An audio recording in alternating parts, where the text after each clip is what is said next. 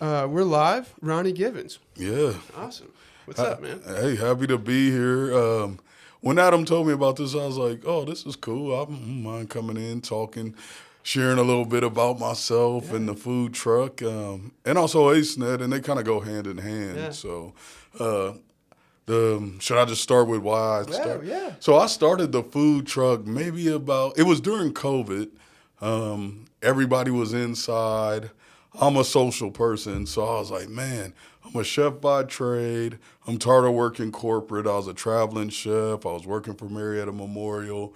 Um, I was doing good work there and traveling to different accounts, making good money, but I still felt empty inside. It's Yeah. like I'm not reaching the people in my community. It's just like I'm going to work on the hamster wheel, getting the money. Yeah, how long was that for you? Like that kind of just mentor toy where it's like you acknowledged that, but you didn't really take action on it. What was that like for you? Man, it was like it. I worked for that company for 12 years. It was contract food service. I started in Cincinnati, then moved to Columbus, then moved down here. And as I like moved down here, um, this place is kind of out away from the city life. But it gave me a chance to connect more with the community. With there not being so much to do when there were events, I was like, I need to jump into this event. Then I started meeting people. I'm friends with a lot of musicians in the town. So I'm getting around the people more, and I'm like, this is what I need, like Yeah. more enriching stuff. So I want to get more involved in my community and get closer to them. So that's when I was like, it's COVID, everybody's stuck in the house. You can't congregate at restaurants like you used to. I was like, I'm going to bring the food to them. Yeah. So I started my food trailer. Rhythm and food, right? Rhythm and Food. And we do grilled cheese, but we do like loaded grilled Yeah, cheese. yeah. So we started doing the grilled cheese. We started doing community events. Our biggest event is Paw Paw Festival. Yep. We actually won first place last year in Savory, so Nice. I was happy about that. After doing it for 2 years, finally winning Yeah. was pretty good. But so I wanted to bring the food to the people, and in doing so, I'm getting to learn more about Appalachia. Because honestly, I'm from Springfield, Ohio. Okay. I was in the Navy for 7 years. I Ah. traveled a lot. I traveled before that, so I didn't know too much about this region of Ohio. Yeah. When did you come here? You said you were in Cincinnati, then Clemson, Athens. When did you get to Athens? I got to Athens, I want to say 2015. Okay. Nice. So, 10 years ago, about. yeah, and I was like, this is different. Yeah. But the more I learned about the region and about the people and even the cuisine, like a pawpaw fruit, I didn't know what that was. Yeah. I was like, is this like a mango banana kind of thing? Yeah. And then learning about ramps and morel mushrooms. It's like there's a lot of like hidden gems in this region. Yeah. And the people are nice. It's a hardworking community. There's a lot of artists in our community, and I wanted to be a part of that. And so my art is food. Yeah. I'm passionate about food, so I was like, I'm gonna bring some grilled cheese here and start getting out here, doing these festivals, doing stuff with the elementary schools, pretty much anybody I can. Yeah. We got a lot of events lined up. I'm getting better with the social media, getting out there. With AceNet, it gives me a chance to further help the community, Yeah. as well as I'm a customer. When I first started my food truck, AceNet was the first place I went to. They're like, you need a business plan. There was a guy named Chris Quokey working there at the time, and Adam Cody. They helped me set up my business plans, some of my ideals, had me looking at the market, looking at my competition, and basically getting a good layout and a plan to move forward. So it was only natural once I got out of the corporate world, I worked for AceNet. So when I seen that job pop up on Indeed, I'm like, hey, I want to be a part of this. And that became more enriching because not only am I in the community, I'm helping the community. I'm helping local vendors. I'm going to community events. I'm doing speaking engagements. We did a workshop in Nelsonville about starting your own business. Is that the thing you mentioned with the high school students? I'm doing Serve Safe with the high school students okay. right now What at is that? Nelsonville, York. Yeah. So we go out there, me and Adam Cody go out there once a week, and we take them through the person in charge course. And we pretty much wrapped up with it this week, but we got to go out one more time. And that's cool because we're basically training them to get into the industry and know some skills that they may not know if they didn't take the class. Yeah, yeah. And we did a job shadow, That's which cool. was cool. So they came to AceNet. They worked with Little Fish. They were making like focaccia for their pizza dough. Yeah, And that was a good opportunity. So it's really opening up doors. I'm getting to visit farms, visiting places in the community, finding out what they do around here. So coming from the city, you know, I had no clue. Yeah, yeah. I was like, man, there's so much going on and so much we need to be aware of and try to help these things go along. Right now, it's getting a little tough because grants are limited or they're frozen. Yeah, that's what I've heard a lot. Yeah. So it's hard for me to really get out there and help clients get like what they need as far as funding. But we're still doing technical assistance. We're still trying to apply for stuff that they can apply for and help them with that. But a lot of it is just finding different ways and basically workarounds to where we can help them reach their goal amongst what's going on in the climate right now. Yeah, because the funding thing is all reimbursement, right? It's not like they're not fronting it. It's like that business has to figure out how to shell that out. And then I guess what you're saying, the difficulty is that there's a risk not knowing that you may not get reimbursement for those expenses. Is that, definitely. For most of those grants, it's like they just don't hand you the money. You have to put up the money, then get the reimbursement. So that's the tough part. But there's still a lot of people out here still working and finding ways to make it happen. One of our success stories is Hey Hey Dumplings. I reached out to them. I'm trying to get them on the pod. They're killing it. They're out there. They're like involved in the community. They're buying local, using local ingredients. Their social media presence is out there. Kurt and Irene, right? Yeah. We did a nice collaboration with my food truck, Hey Hey, and then Jackie O's let us set up. Nice. Awesome event. We did like a Chinese New Year kind of thing. Nice. And it was just great. We had somebody helping from Little Fish. So basically everybody pitched in. That's one thing I like about AceNet. Yeah. Because it's like you're joining a community basically with several people that's in the industry, from Crumb's Bakery, Casa's working out of there, Little Fish, Hey Hey. We got a co-packer there. He's jarring up sauces. Butcher Bites, yeah. Yeah, and you Butcher's Bites, they're doing amazing. They're moving up. Despite what's going on in the political climate, they're still able to expand to the next level. Yeah, it's awesome. And you get to feed off of all that. It's like, man, I got questions on how to do this, and you can go ask them. When without AceNet, for me at least, it would be hard for me to network, find out what's going on, what avenues, I could take to get to where I need to get. Yeah. But as far as my food truck, I'm loving that. Yeah. This is we're going in our 4th year of business. And I mainly do it on the weekends because I work during the week. Yeah. But I feel like this year we're really reaching more people. We're doing more community stuff. We're doing East Elementary Friday. We're doing something for the Clem House. The Clem House, is that the recovery center? What is that? On Dairy Lane. Yeah. So, and I've done stuff with them in the past. Great organization. There was a guy there named Richard Briggs, but he passed. But he was like real inspirational to me. So that was kind of sad when, he passed. So when I had an opportunity to do something for them, I'm like, yeah, we'll be there. We'll support. That's awesome. So, more than the money, it's just like being a part of something and then helping people out and being a part of this community. If we can like uplift more people and educate them on what opportunities are available, it's a good feeling. In this part of in my opinion, in this part of the region, it's like it's hard for jobs. You can work at the medical, you can work in prisons, and you can work fast food. Or some kind of food industry really around here, but there's not a whole lot of options. So I really push the entrepreneurial spirit. Yeah. We were doing a workforce program, and that recently came to an end, so we're looking for other participants, but we were working with the Star Justice Center. And we were getting guys that were about to be re-entered into society. They were coming out of the prison system. We was teaching them serve safe managers. We were doing a program in our garden that we share with CFI. It's a community garden. We were taking produce out of that garden, applying it in the kitchen, making sauces, showing them like, you can grow this in your backyard. You can turn this into salsa, pasta sauce. You can make different dishes.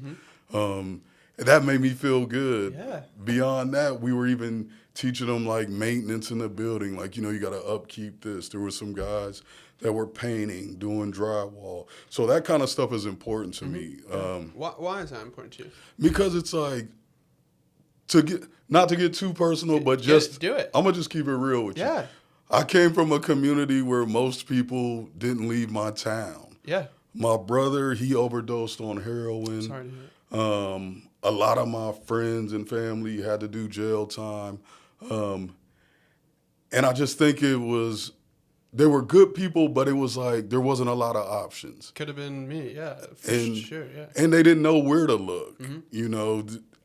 I like to say if there was opportunities that they were aware about or a way to get them to see those opportunities, they could have made better choices.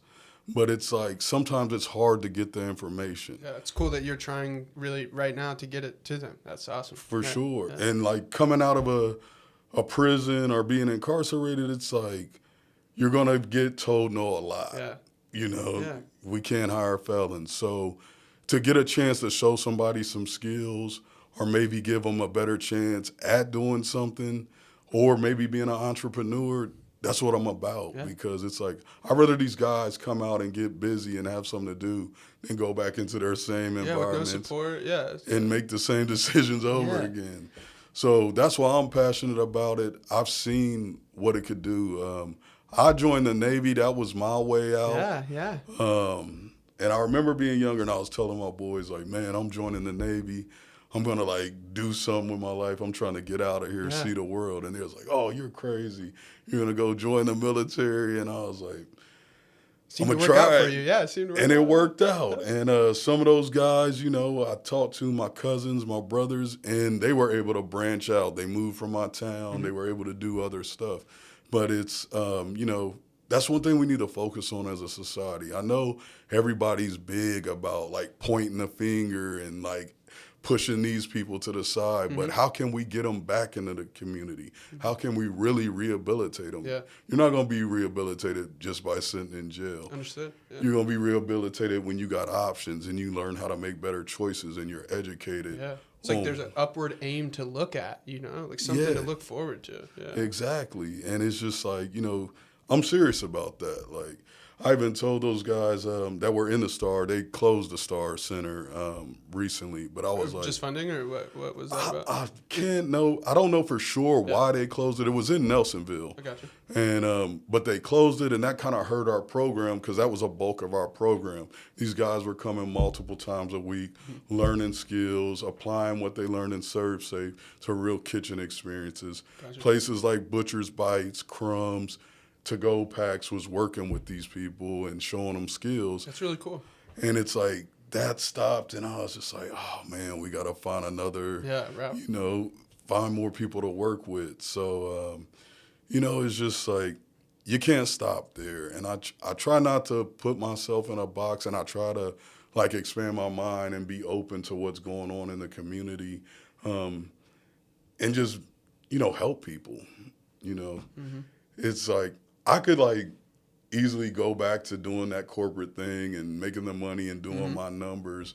But like I said, I won't be fulfilled. Yeah. It's just like, I don't care how much money you make. It's just like, what am I really doing? Adam Cody had a very similar sentiment. Like that he was in the financial industry, just wasn't really, fulfilled. Sure, bank account looked good, but maybe there was something more out there. That's exciting that you kind of made that leap. So other than geographically getting out of your area through enrolling in the Navy, like what else did you take away from that? Like, obviously discipline, work ethic. Like what good things came from you joining the Navy? Working with the diverse groups of people. Yeah. There was people from everywhere, like different countries.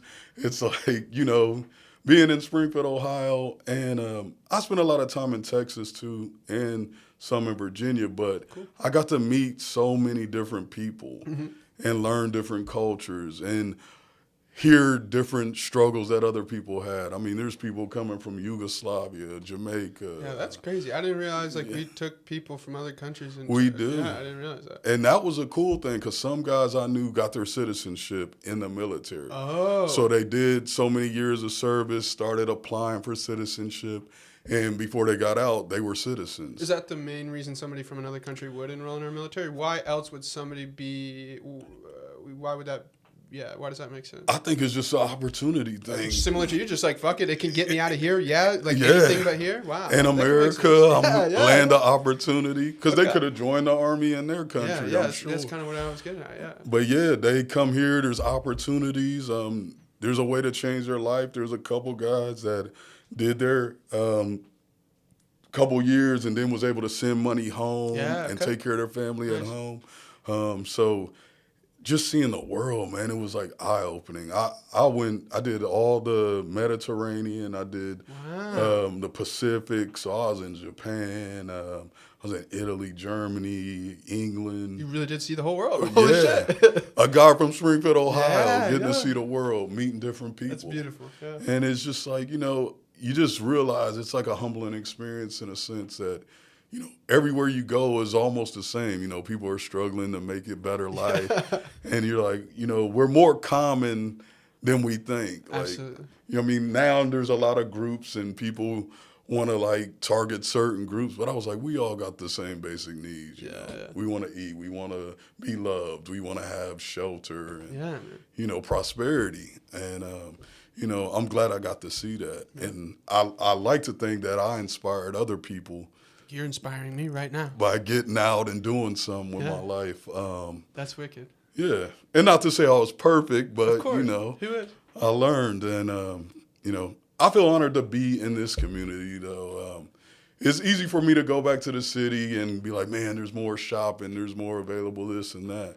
But here, it just feels like home, man. Yeah, it's like, that's beautiful. It's peaceful, like I said, I really feel a part of the community. And we do a lot of good work, man, at AceNet. It's like we got talented people. We hired new people.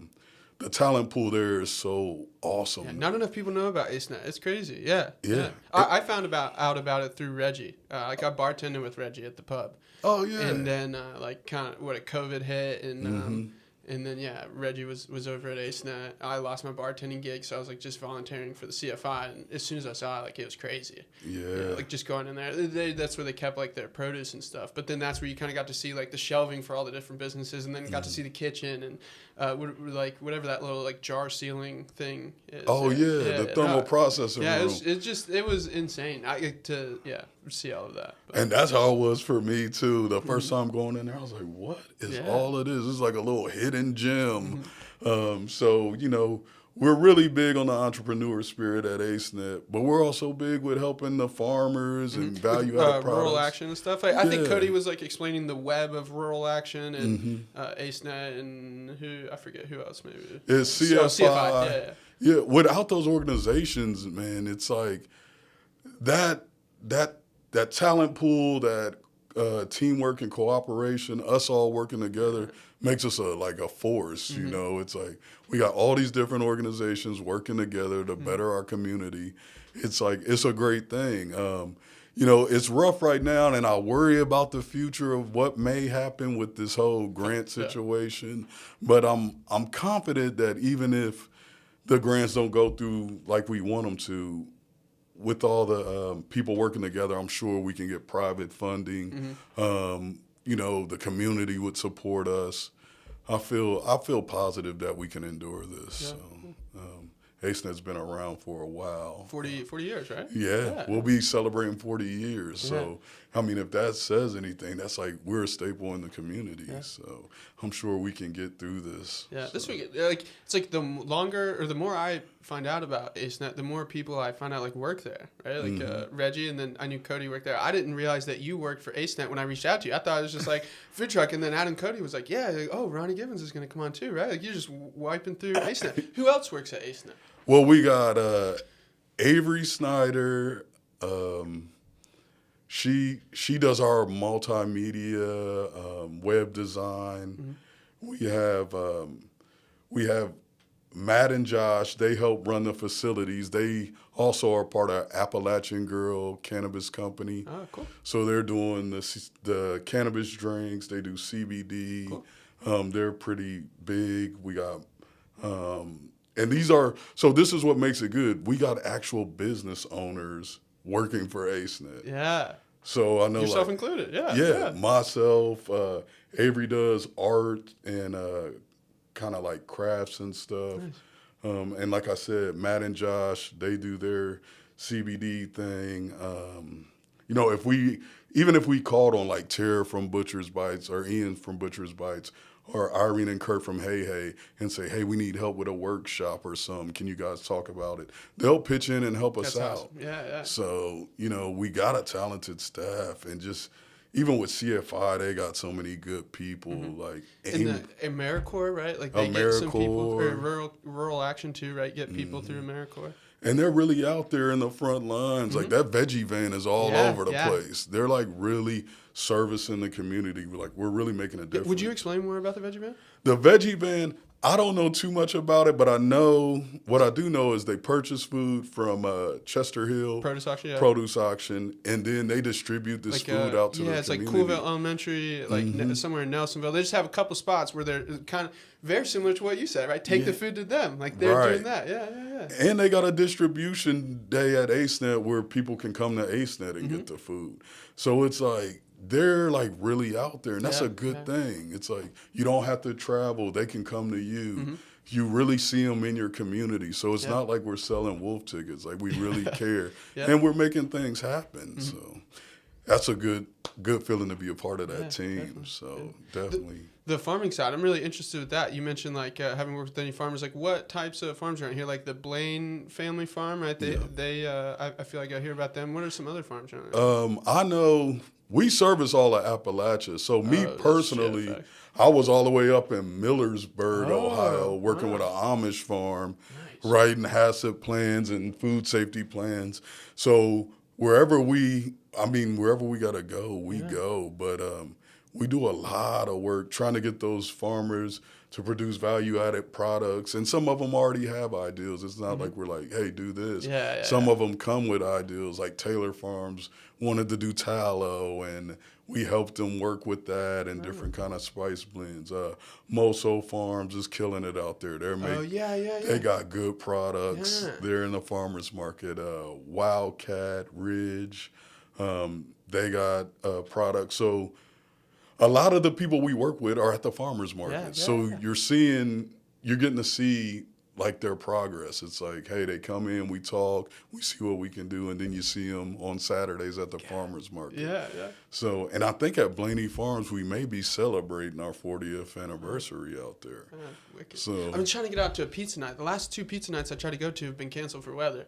But it's on the bucket list. I want to go. I heard it was great. Yeah. I heard it was great too. I haven't been, but I want to go. And then I know Moso Farms is doing a lot of events as well. Cool. I have to check that out. I'd like to check out their events. I think they're doing a hog roast and a couple other things. That'd be cool. So yeah, I mean, it's good. It's like, and people, I mean, we got real stories. It's like Frog Ranch was started there. You know, Milo's. The list goes on, just different producers. We were working with Hocking Moonshine Barbecue. They produced a sauce there a couple weeks ago. Hocking, where is that at? Is that like off of 33? It's in Logan. Oh, okay. Yeah. So, it's like, you know, we're working with farmers. We're working with different producers. We're working with artists. Like, you go on the AceNet, you don't know what business you might run into. There's a karate dojo or keto dojo there. There's acupuncture. It's like, it's just a PC repair guy. So, you know, we kind of encompass everything that's going on in the community. And I know we're all pulling together for our Women in Business conference. Cool. That's coming up. I think I've seen some posts about that, And that'll be an all-hands effort, everybody pitching in. Where's that at? That's going to be in Nelsonville. Cool. So, I think at the lodge is where we normally do it up there. Nice. And then I know another farm we work with is Integrated Acres. They do some products there, too. So, cool. Definitely. So.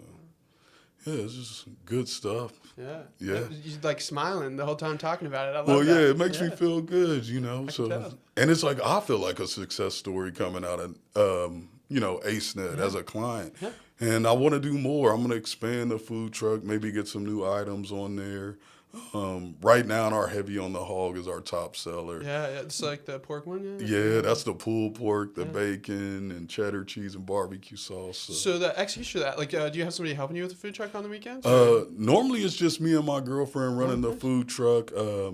There's actually a guy from AceNet helps us out named Maddie. He works with a couple AceNet tenants there, so he helps us out. But normally it's me and my girlfriend, and sometimes we get help for like pawpaw. We need help, and if we do something big. So. Yeah, cool.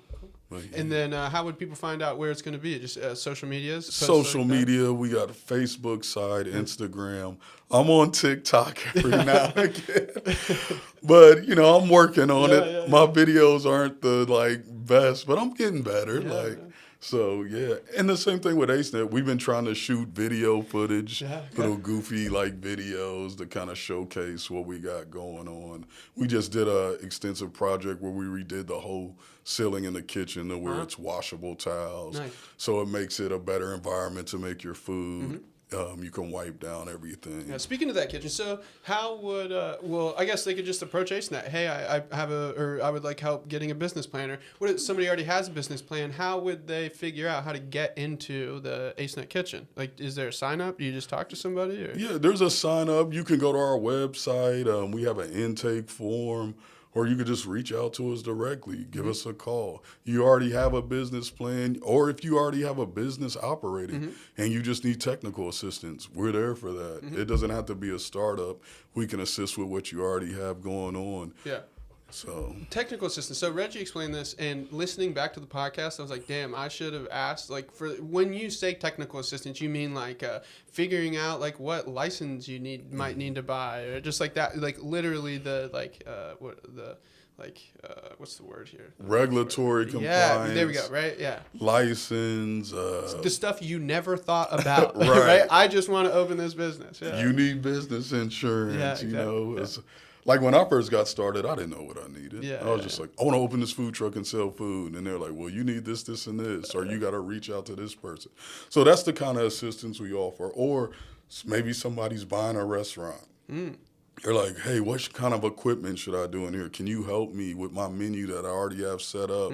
What equipment should I get? Or if I'm getting this equipment from an existing business, is this equipment good? Or what's the value? We do a lot of appraisals sometimes for different restaurant equipment. We work with a lot of different organizations that's setting up our kitchens. Our recent one was the 740 kitchen. They're working out of Hocking.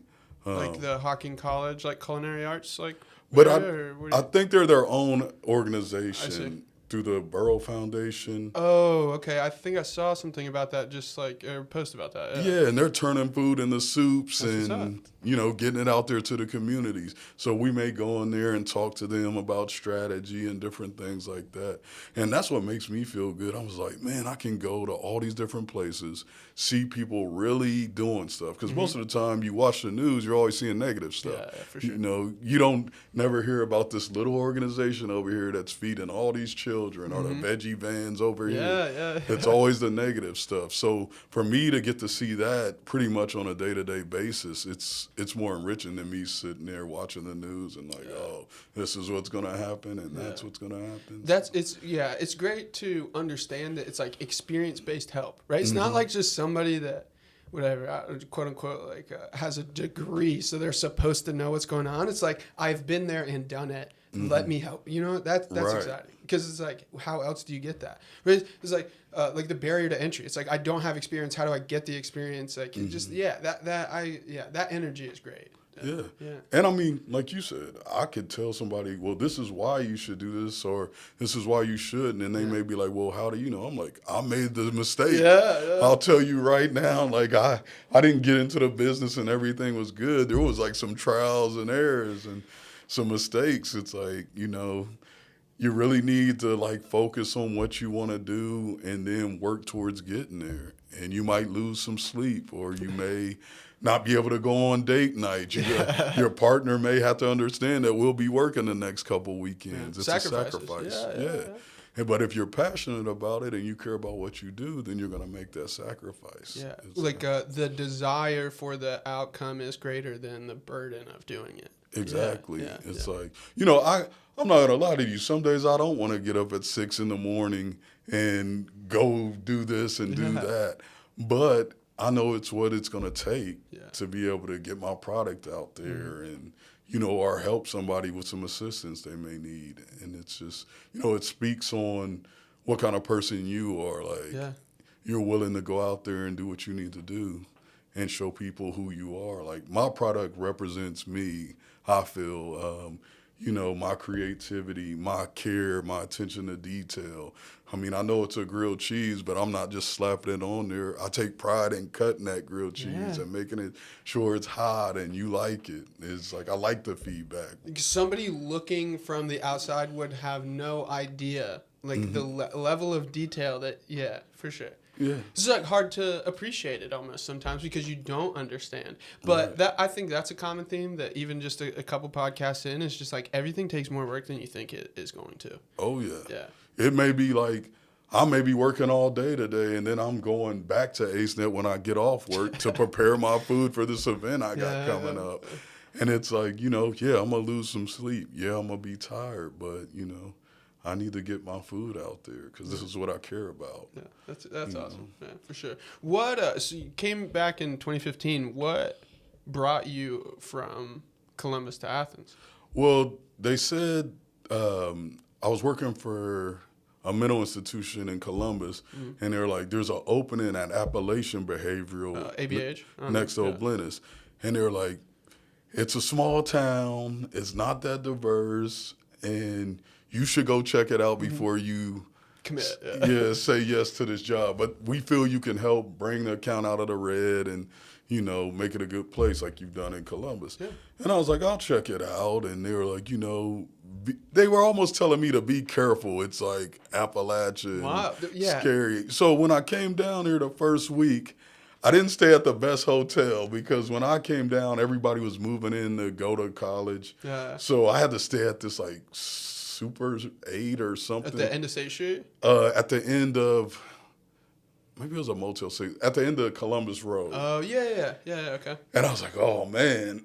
So I stayed there, and I started coming to work. I would commute over here to ABH.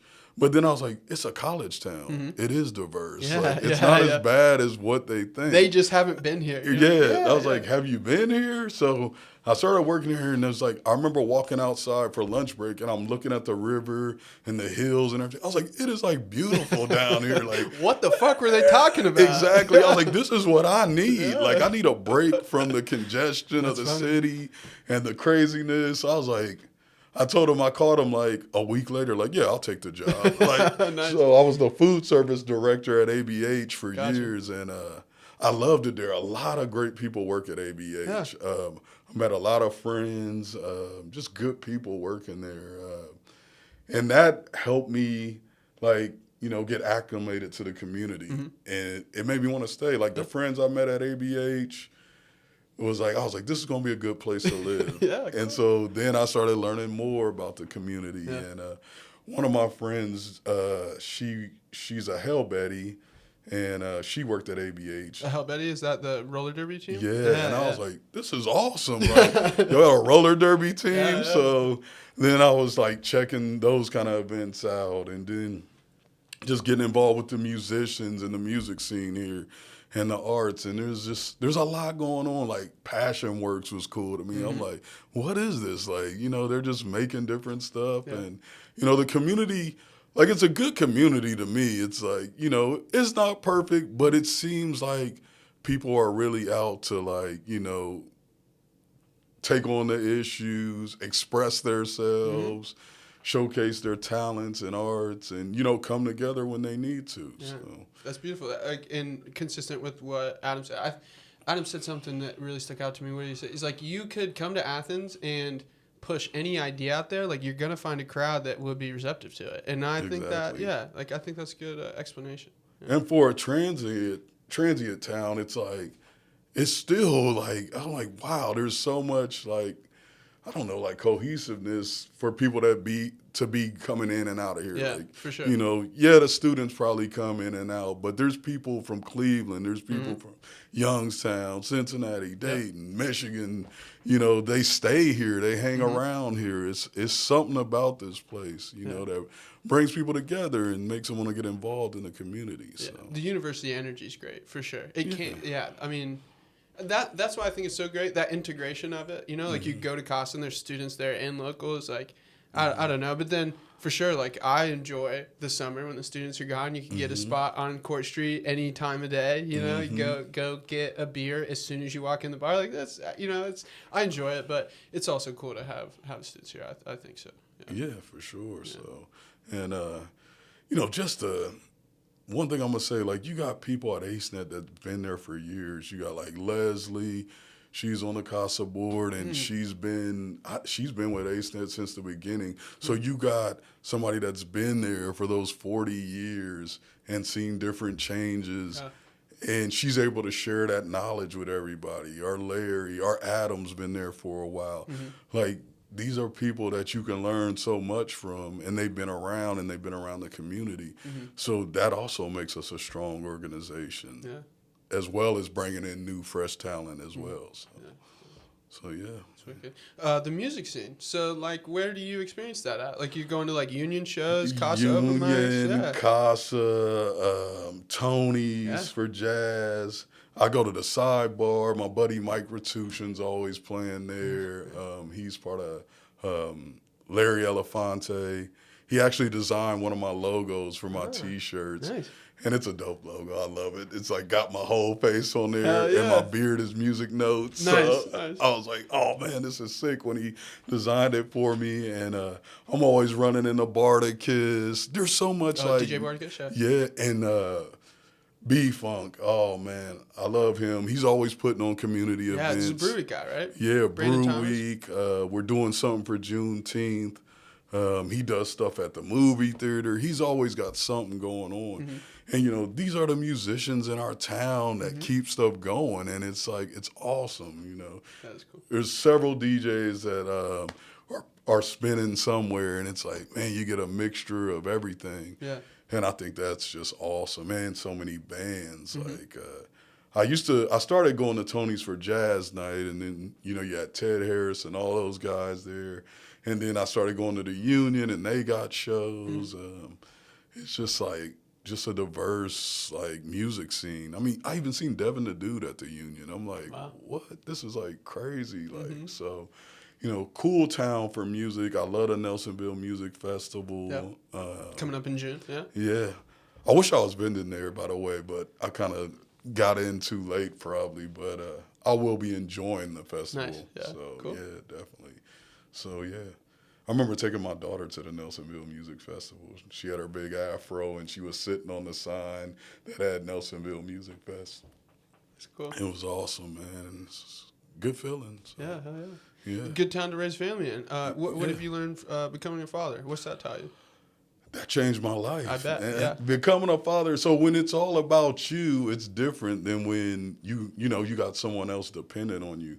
Like I said, I was a Navy guy. I was used to traveling. I was never one place for too long. You know, I had my Navy buddies, but for the most part, it was like I was just worried about me, working on F-14s and F-18s. And, you know, I had my daughter near the end of my naval career. I switched from working on aircraft, and I started getting into cooking.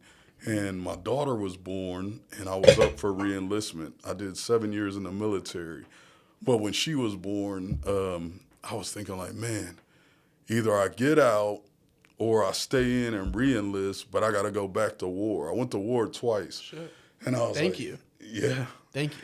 And I was like, man, she's born, and I want to be there. It was like the best thing that ever happened to me. Like, to look at, it makes you change the way you look at life. I was more grateful, less negative on, like, my outlook. I was like, I want to, like, give this person a better situation than I had. Yeah. And so that was my goal. I was like, okay, maybe I'm going to get out the Navy and go to school and try to be around her more. And it was a good choice. Sometimes I regret not doing the full 20 years, but I don't regret having time to watch her grow up and be around. One of my greatest achievements by far. She's at college in Christopher Newport. She's 19. Where's Christopher Newport? Newport News, Virginia. Oh, okay. She just joined a sorority. Wow. I don't know how I feel about that, because I was like, man, y'all be dressing wild. She's like, you're just overprotected. But I'm like, yeah, you need to put on more clothes. Like, it's a dad thing, and it's like so. But I've learned so much from like my kids. You know, it's just like it's a beautiful thing. It's like, man, what I thought about life was just totally different when you bring a life into this world and you start seeing things through their eyes or seeing their achievements. It's like, man.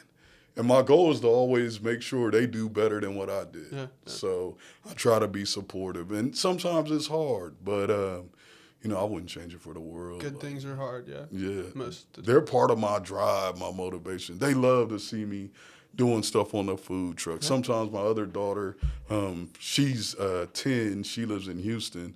When she's out here for the summer, she'll be here in a couple of weeks. Nice. She wants to work on the food truck, and she's running through the crowd like, come get my dad's food. And people are like, what? Who's your dad? And she's like, over there. So it's like, you know, they're my biggest support system, That's my beautiful. Kids. Yeah, and, yeah. Man. I could only imagine just like, again, I could just see the excitement in your face talking to you. Like, I could imagine wanting to be a part of that. It's beautiful that you can share that with her. Yeah, and I got a good support system. Yeah. Friends, my girlfriend. It's like, you know, it's rough working a food truck. And some days you make money and some days you don't make money. Is that so feast or famine? Can relate from bartending. Like, I get that. Yeah. What other struggle is like with the food truck?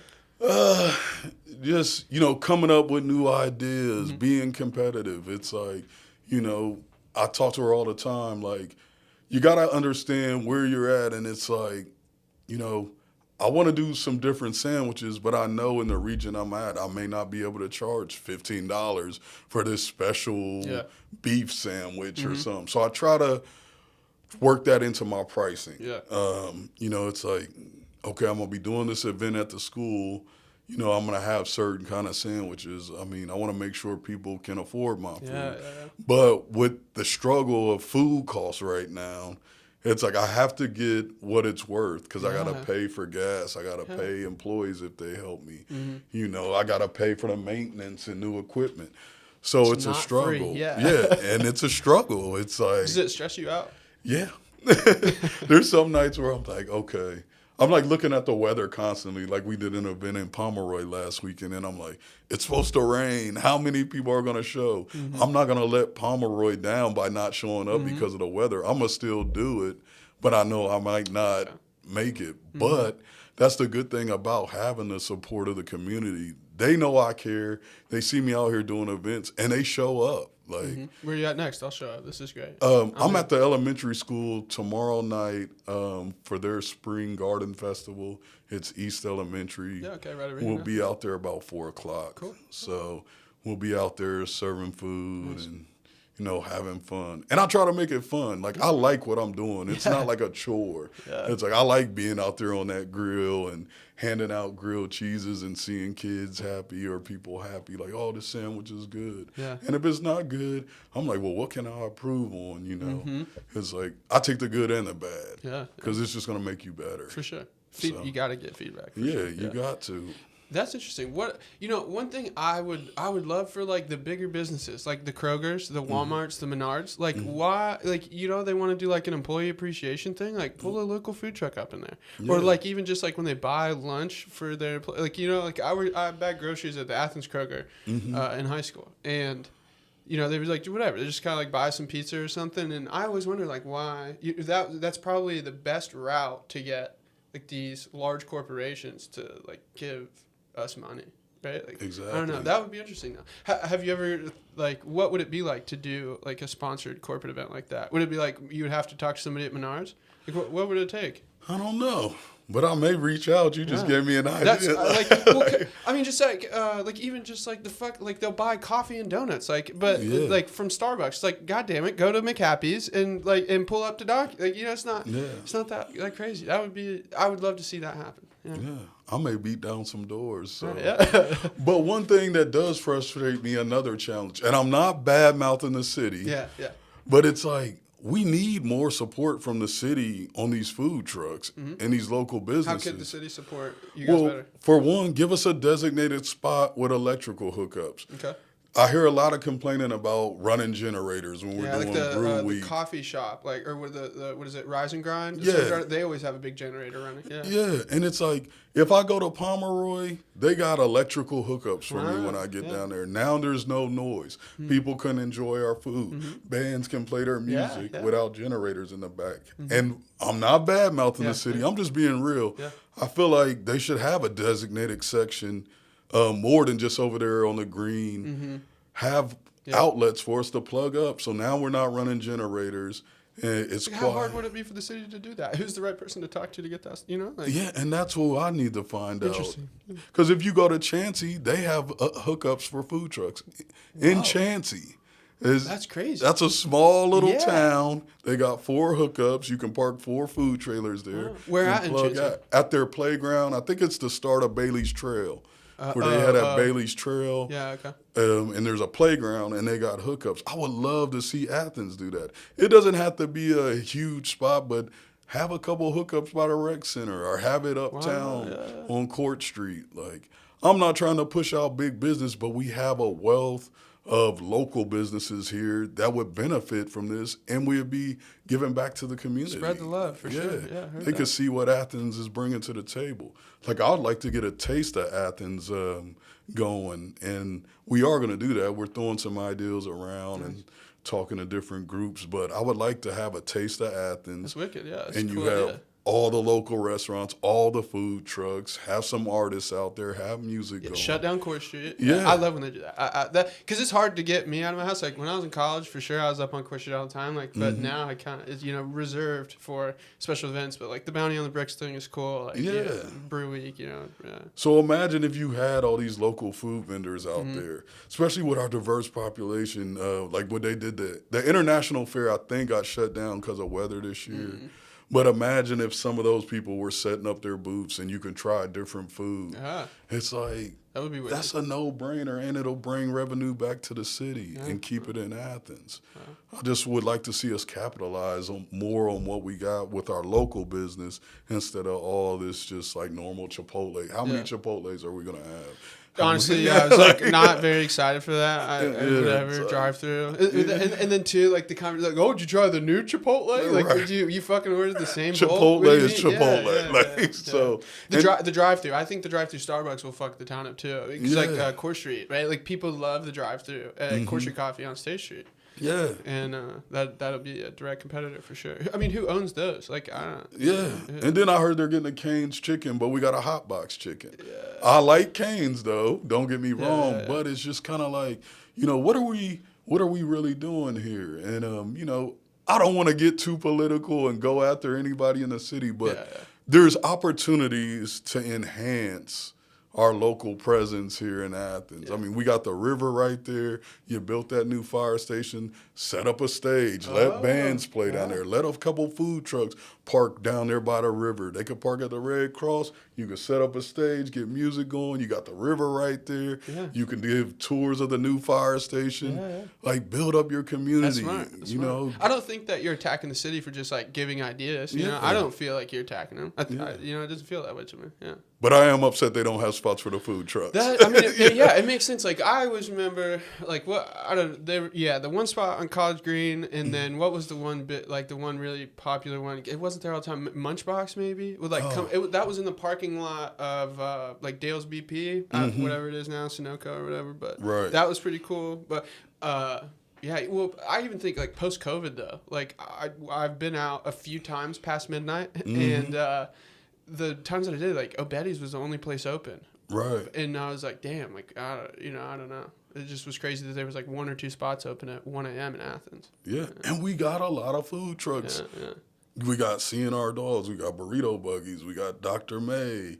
We got A-Town Pies and Fries. We got a steak truck, Hot Diggity Dog, Cheesy Weenie.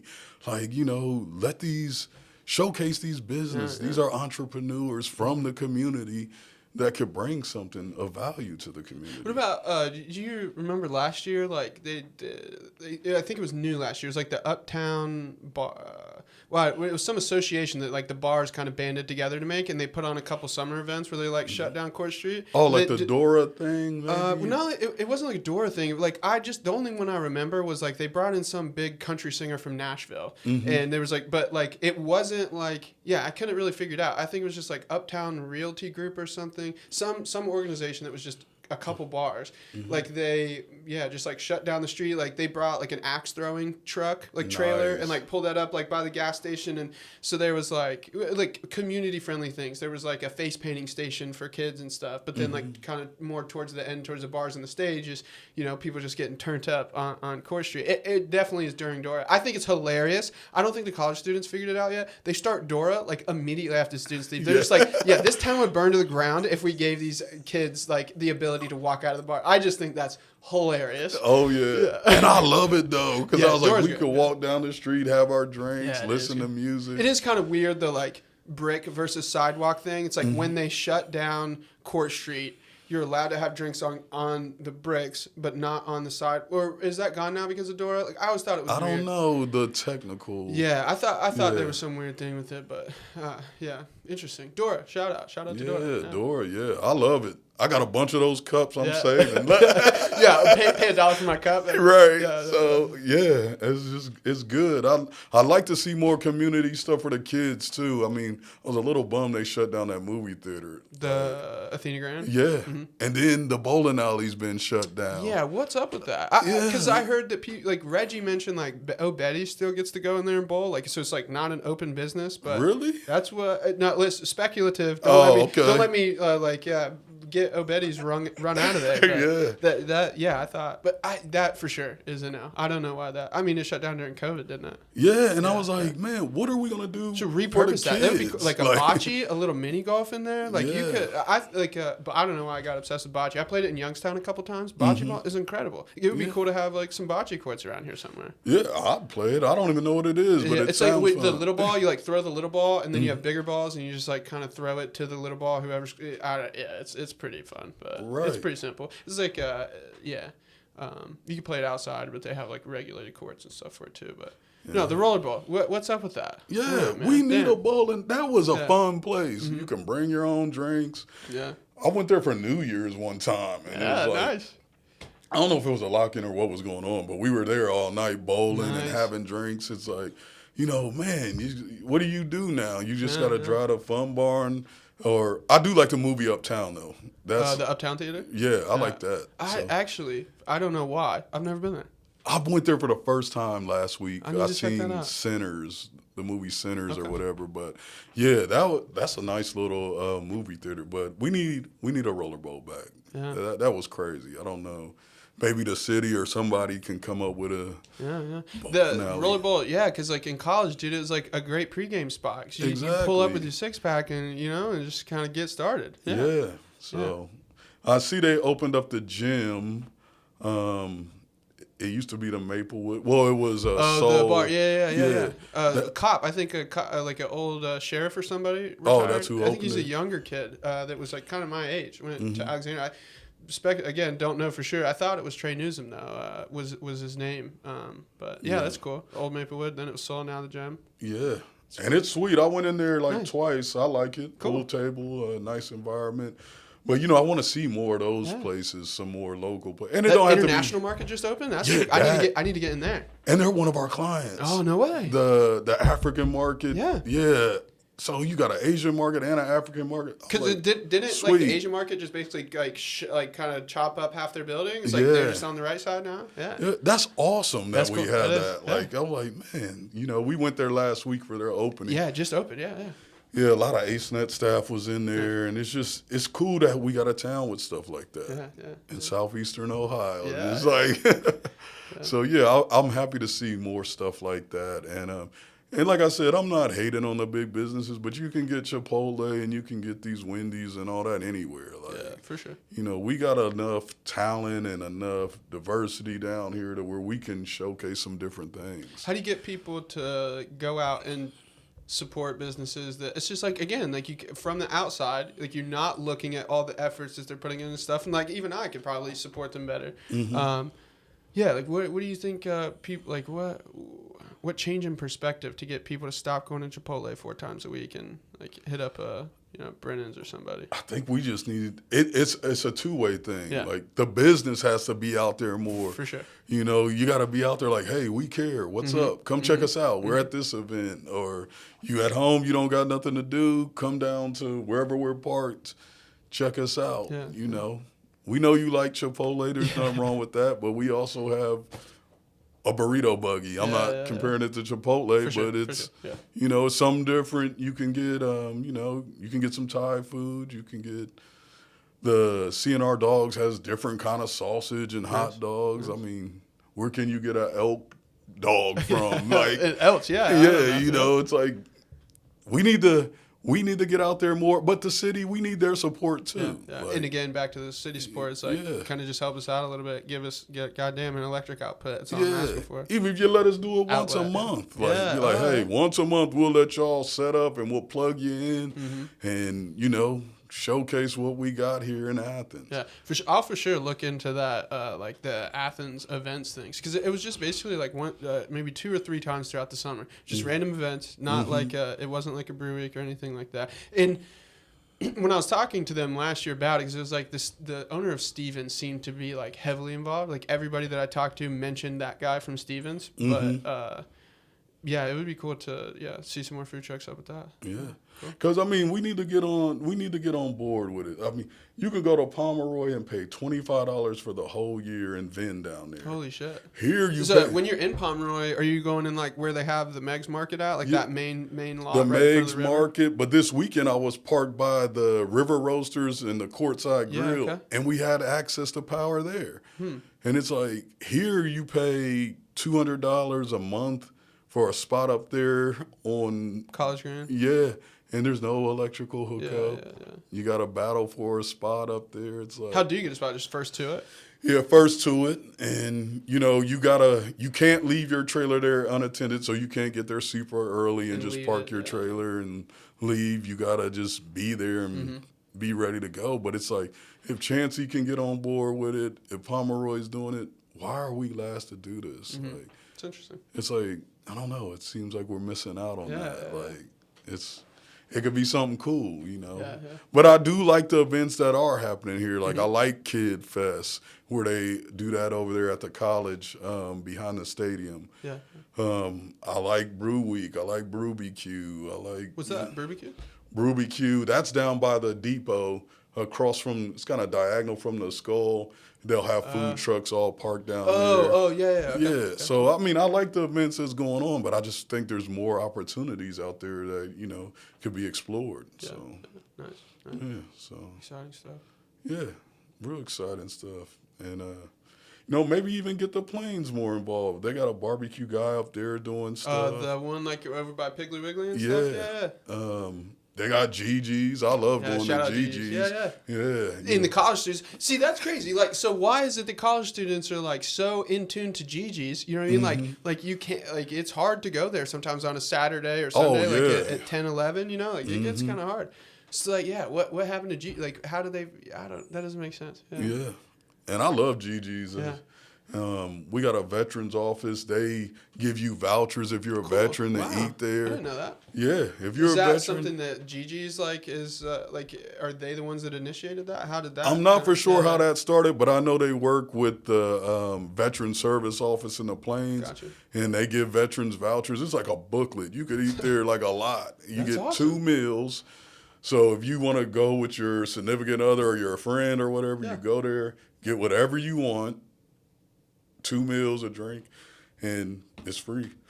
If you're a veteran. Yeah, it's awesome. It's like, man, but I'd like to tie, if we did a Taste of Athens, we could tie in GG's, we could tie in the restaurants in the Plains, and then tie in all our businesses and like, you know, get people from out of town down here. Yeah. Oh, that was the purpose of those events, was like just, it's not Brew Week or whatever, but just throw an event to try to get people to come down. Even, like from other areas, because it is like, I mean, I just understand that it's really hard for the bars. Yeah. These next 3 months. Get this West Virginia crowd. Get people from Columbus coming down. Then they get to see the Hocking Hills, and they're like, wow, we ain't got to drive to Gatlinburg. We got cabins down here and beautiful wildlife. It's cool. Like, you know, we could be doing more. But it takes the whole communities. So, yeah. So, and I try not to exclude myself from events. I try to be open and get involved in as much as I can. But sometimes, you know, time limits things. It's like sometimes I have to say we're already booked because there's so much. There's a need for these food trucks. Like people are constantly calling us. I mean, you could probably ask several other food trucks and they're busy. It's just like, you know, so. Good problem to have. My sister's doing a food truck at her wedding. Nice. Yeah, I forget who's. Just in Logan. It might be somebody closer to there. That's where her fiance is from. But awesome. Yeah, for sure. So yeah. Cool. Man. Good stuff. Yeah. Ronnie Givens, man. I'm out of questions, man. No, this is a great conversation. Is really exciting to hear, like, to just see your smile. Like, you've had the warmest smile of everybody. Not to shoot shots at everyone else, but God, it's like there's something magnetic pull. Like, you have great energy. I appreciate that. Thank you, man. I'm gonna bring you one of my shirts. I'm cheesing on there. Cool, I'm cool. like, so yeah, I'll bring you one of my shirts. But yeah, thanks for having me on. Yeah, man. of course. Hopefully, I just didn't talk too much. No, this was perfect. This was great. Like, honestly, I think I felt the most calm in this one. Maybe that just kind of every episode is like I get a little more comfortable, but no, it's great. Appreciate your time. Recurring invite. If you've got something to promote, like a big weekend, or if you want to talk about like a new change, you ever have any reason that you'd want to come on and talk, doesn't even have to be rhythm related. It could be AceNet related. I mean, it doesn't even have to be an agenda. I'll sit here and listen to you tell stories for 3 hours. Cool. For sure. But, what made you get into this or doing this?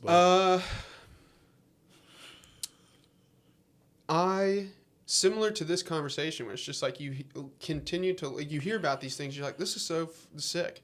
How did I not know about this for my entire life? So then that excited me. And it's like, is there an opportunity to echo that conversation, like to hear about the cool things? I think uninterrupted long form content is great. Like, I don't care if somebody doesn't want to listen to a 3-hour pod. Like, I'll record a 3-hour pod. Like, if one person wants to listen to that for 3 hours, and if they took something away from that, like, I think that's exciting.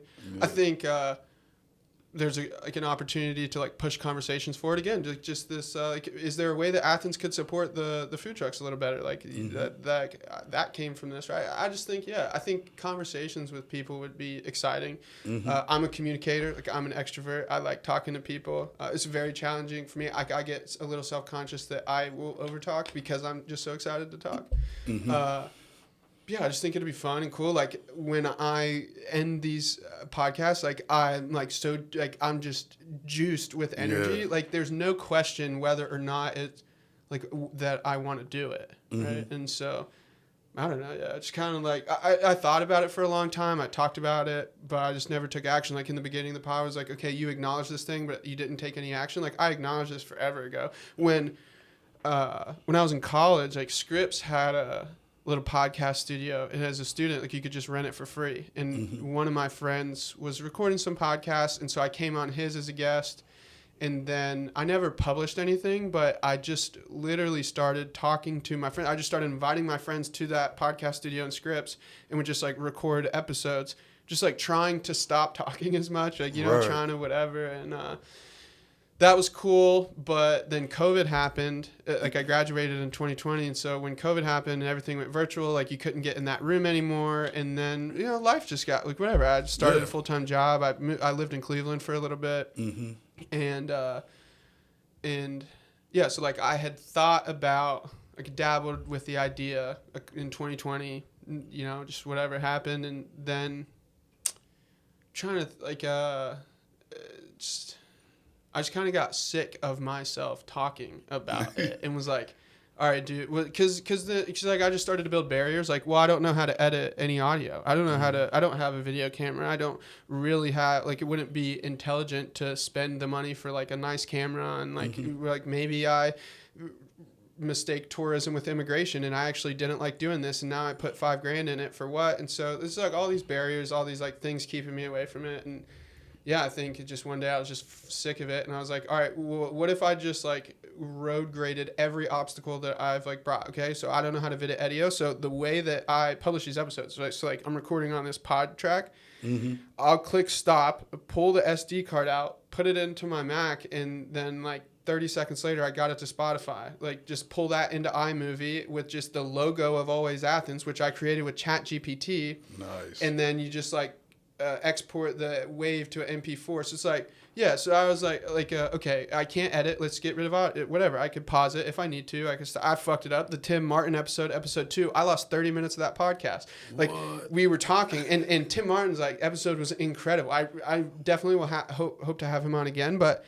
I just like looked down and all of these lights were off, and I was like, oh, is this not on? And I looked and I was like, oh, Tim, this isn't recording. And he, he's like so gracious. Like, I was really nervous about that because like I had just made a mistake. Like, I felt my face getting hot. He was so like patient and calm, and was like he like held my hand through me freaking out about it. Right. And so whatever, like we find out it was like we had been in the room for 45 minutes and I had 15 minutes of the recording. And so then, like whatever, slapped the SD card back in there, clicked record, ended up figuring out how to mush the audios together to make the full thing one for the upload. But yeah, so it's like I just changed my mindset of just kind of fear and like, being afraid, or just like you could always come up with a what if. My favorite what if is what if worms had machine guns and could kill birds? It's just like there's always a what if. You know what I mean? That's just like the point. And so yes, it's like, okay, I don't have to edit the audio. It's like on the first episode with Reggie's voice isn't as loud as mine because I didn't like I didn't get the mic set up into his thing. So just like. I'm learning. Like, it's not good by any means, but I'm learning. I'm getting better every time. And so I think, it's just like you have to kind of just be bad, I think. And I was maybe just afraid to be bad. Fuck it. I'll be bad forever. Like, whatever. And so that's where I'm at right now is like it can be bad for an undeterminate amount of time. Like, when is good? Like, when does hot turn cold? Right. Like, when does good turn bad? It's like kind of just a decision. And so, I was like, fuck it, figure it out. And then the Innovation Center, plug to the Innovation Center, just logistically, it was like, I live out in Albany. It'd be a lot harder to get somebody to come hang out in my garage in Albany than it would be like in a space right here. It's very convenient, like my day job being right across the hall. Like, I was working until 3 minutes before this started. Like, I started to see the stars align, and then I talked to Stacy Strauss at like 8 a.m. or something. It was just like, I think that maybe I'd like to rent one of these rooms as a like podcast studio, and just from that conversation, like something about that momentum picked up. And then, I actually had this room for like a month before I even got somebody in it, because like I was just like, okay, well, I brought in some IKEA furniture, I did something for it. It was like kind of just like lying to myself. And then I got a little, like I started to get fulfillment out of just like talking about doing it, but you know what I mean? I didn't do shit. I didn't have it. Yeah. And so then like, I was like, wow, I just need to stop talking and start doing, which is like, I think a very common thing in a lot of aspects of my life is just like, shut up and do it, be about it. Don't talk about it. So then the IC was, they encouraged it, and we're like, seemed like a pretty minimal capital investment. And, it's just been exciting since I started it. So this is episode number 6. Nice. And because the other thing is I was going to record a bunch of episodes and try to like have maybe like 10 so I could start kind of on a release schedule. But even that, then it took me 3 weeks between Reggie to getting a second person on. And then I recorded the Tim Martin episode, and I was like, fuck, I'm just going to blast them. And so, that's what I'm doing now. As soon as I record it, put it on Spotify, put it on YouTube. Eventually, hopefully, we're getting to a spot where I'm like a week or two ahead. But kind of making it happen. But that's cool though. Yeah. I like Tim Martin, by the way, too. Shout out. Yeah, and A-Rock. You need to get A-Rock. He's coming Tuesday. Oh, nice. Yes. And Zane Summers was somebody I talked to Adam Chef this week, Tuesday, and he recommended Zane Summers. He's like a boxing coach, and he is also an Athens kid. I went to school with his younger brother. So who else is Zane Summers, DJ A-Rock, and a couple others down the pipeline. I don't want to make commitments, but Right. it should be exciting. Yeah. Yeah, well, I wish you luck. And don't feel bad, because my food truck set in my yard. It's a food trailer. It sat in my yard for a year before I did something with it. Yeah. I was just sitting there like you said, oh, well, I'm going to do something with it, and then I'm just talking about it before it actually just got out there. Like, I was like, I got this brand new food trailer just sitting in the yard. So I had to finally be like, hey, I need to put up or shut up. Exactly. So yeah, I appreciate you having me on, man. Sure. I enjoyed this. Awesome. I was a little nervous at first, but man, you made me feel invited and welcomed. I'm good. I appreciate that. Cool. Yeah, thank you, man. Ronnie Givens again. Thanks for your time. I appreciate Yes, it so sir. much. Awesome.